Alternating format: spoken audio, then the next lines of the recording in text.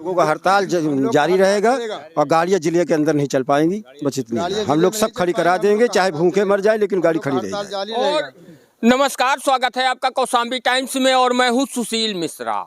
सड़क पर बढ़ रही लगातार दुर्घटना को देखते हुए केंद्र की मोदी सरकार हिट एंड रन मामले में एक नया कानून लेकर आई है। यदि अब कहीं पर दुर्घटना होती है और यदि ड्राइवर दोषी पाया जाता है तो उसे 10 साल तक की सजा हो सकती है और लाखों रुपए जुर्माना भरना पड़ेगा उसे। पहले यही सजा 2 साल की थी और जो जुर्माना था वो कुछ हजार रुपयों तक था। यहाँ आपको बता दें कि भारत में करोड़ों लोग रोजी रोटी के लिए इस व्यवसाय से जुड़े हैं। करोड़ों जो ड्राइवर हैं जो अशिक्षित पढ़े लिखे भी नहीं हैं, लेकिन रोजी रोटी के चक्कर में जो है ट्रक चलाते हैं, बस चलाते हैं, टेम्पो चलाते हैं।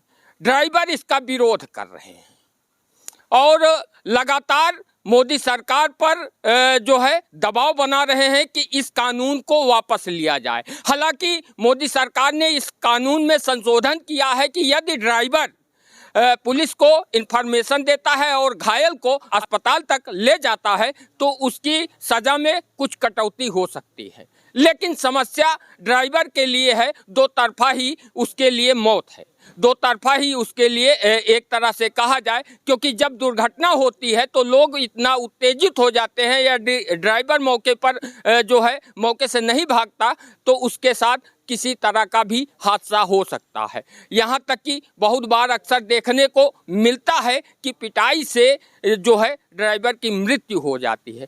यदि अब इस कानून को अमल में लाया जाता है और पूरी तरह से कानून लागू हो जाता है तो ड्राइवर यदि घायल को अस्पताल पहुंचाने के चक्कर में वहां मौके पर रुकता है तो पब्लिक उसके साथ मारपीट भी कर सकती है और भागेगा तो भारत के कानून के लपेटे में आएगा। हमारे साथ उत्तर प्रदेश के कौशाम्बी जनपद के टेम्पो एसोसिएशन मंझनपुर के जो है कुछ पदाधिकारी भी हैं। इनसे बातचीत कर जानने का प्रयास करेंगे, क्योंकि ये कौशाम्बी के जिलाधिकारी को इस कानून के विरोध में ज्ञापन दिया है और भारत सरकार से ये उम्मीद करते हैं कि इस कानून को वापस लिया जाए। सर, क्या नाम है? मैं मोहम्मद नसीम जी। इस कानून में क्या कमियां हैं?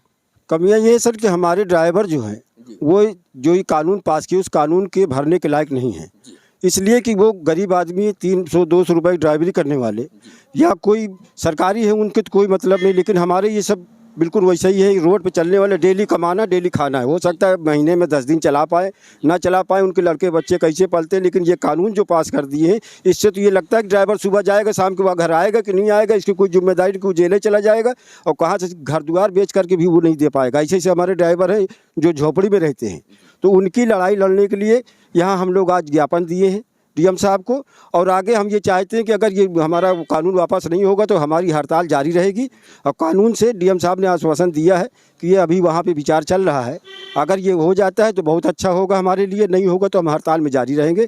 हड़ताल हमारी ख़त्म नहीं होगी, हमारी ड्राइवर एकता हमेशा जिंदाबाद रहेगी। ड्राइवरों के लिए मोदी सरकार ने जो बिल लाई है, उसमें छूट का प्रावधान है, सजा में कटौती होगी यदि ड्राइवर घायल को हॉस्पिटल ले जाता है और साथ ही साथ दुर्घटना की सूचना पुलिस को देता है। नहीं, इससे हमको निजात नहीं मिल पाएगा। बहुत करते हुए 7 लाख बता रहे, 3 लाख कर देंगे तो हम कहाँ पाएंगे? हम जो 50 रुपया नहीं कमा पाएंगे तो हम कहाँ से इतना जुर्माना भर पाएंगे? हमारे ड्राइवर इस लायक नहीं है, इसलिए ये कानून बिल्कुल से वापस लिया जाए। इसके यूनियन इसके पक्ष में नहीं है, सारी यूनियन, सारे ड्राइवर एकता जितने भी, चाहे नीचे से ऊपर तक कोई भी ड्राइवर, छोटी गाड़ी हो बड़ी गाड़ी के ड्राइवर हो, सारे ड्राइवर एकता हमारे सब एक साथ है और एक साथ हम सब मिलकर धरना दे रहे हैं। वाहन मालिकों की क्या राय है?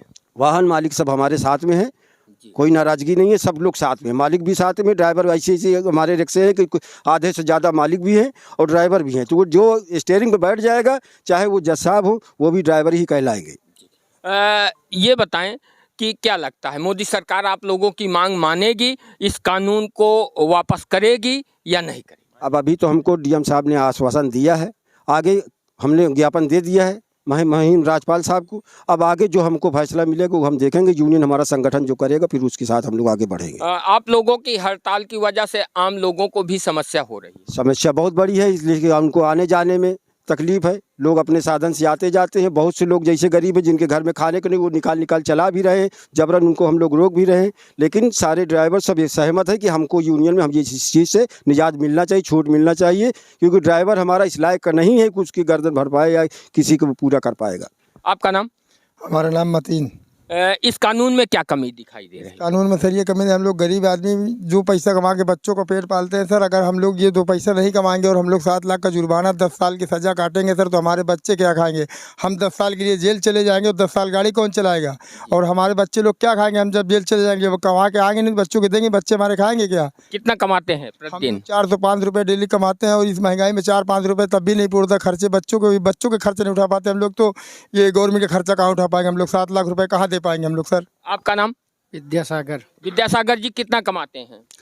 सर क्या कमाते हैं, ड्राइवरी में क्या मिलता है जी? 300 रुपये रोज मिलता है। तो क्यों चलाते हैं? अरे सर कैसे खरेंगे अपना भरण पोषण? अब आप वीडियो स्क्रीन पर देख रहे हैं, ये लोग कोई 300 रुपये प्रतिदिन कमा रहा है, कोई 400 रुपये कमा रहा है, कोई 500 रुपये कमा रहा है। लेकिन आप लोगों को बता दें कि इससे भारत का हर नागरिक इस कानून से प्रभावित होगा, क्योंकि यदि आपके पास 4 पहिया वाहन है और आपके पास मोटरसाइकिल है और आप अपनी मोटरसाइकिल या 4 पहिया वाहन को लेकर सड़क पर निकलते हैं और आपके साथ कोई दुर्घटना होती है, तो आप भी इस कानून के जद में आएंगे। 10 वर्ष की सजा आपको भी हो सकती है और लाखों का जुर्माना आपको भी भरना पड़ेगा। इन लोगों ने हड़ताल किया है, आम आदमी अभी सुकून से घर में बैठा हुआ है, उसे लग रहा है कि हम इस कानून की जद में नहीं हैं, लेकिन उसकी भूल है, क्योंकि इस कानून के लपेटे में भारत का हर वह व्यक्ति जो 2 पहिया चलाता है, 4 पहिया चलाता है, इस कानून की जद में है। और यदि उसकी गाड़ी का एक्सीडेंट होता है तो 10 वर्ष की सजा उसे भी होगी। अब आप देख सकते हैं कि इन लोगों ने अपनी गाड़ियों को खड़ा कर दिया है, क्योंकि रोजी रोटी कमाने के चक्कर में अपने परिवार का जीविकोपार्जन करने के चक्कर में ये 300 रुपये प्रतिदिन कमाते हैं और सारा दिन सवारियां ढोते हैं। लेकिन इस कानून के लागू होने के बाद से आप अंदाजा लगा सकते हैं कि 10,000 रुपये महीने बमुश्किल कमाते हैं, क्योंकि गारंटी नहीं है कि महीने के 30 दिन इनकी रोजी रोटी चलती रही। तमाम तरह की समस्याओं का सामना करना पड़ता है। तो ऐसे में यदि कोई हादसा हो जाता है तो इनके घर में इनकी रोजी रोटी को चलाने वाला कौन होगा? और 10 वर्ष की इन्हें सजा हो जाएगी तो इनके परिवार का जीविकोपार्जन कौन करेगा?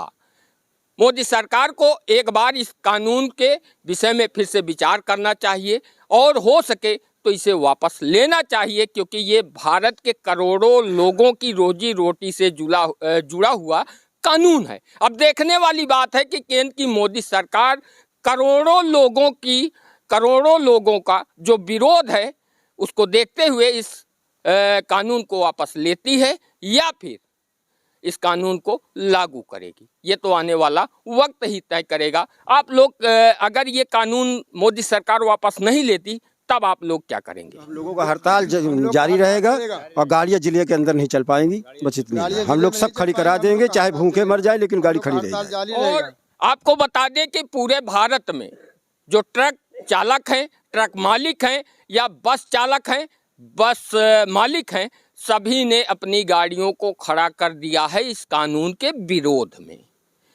इससे आप समझ सकते हैं कि खाद्य पदार्थों की आपूर्ति बड़े पैमाने पर आज भी ट्रकों के जरिए होती है। तो आने वाले कुछ ही दिनों में यदि ये लगातार इनकी हड़ताल जारी रही तो तमाम खाद्य पदार्थों की किल्लत का सामना करना पड़ सकता है। अब सोचने वाली बात है कि मोदी सरकार इनके हड़ताल को देखते हुए क्या फैसला लेती है। आप लोग क्या सोचते हैं, कमेंट करके जरूर बताएं।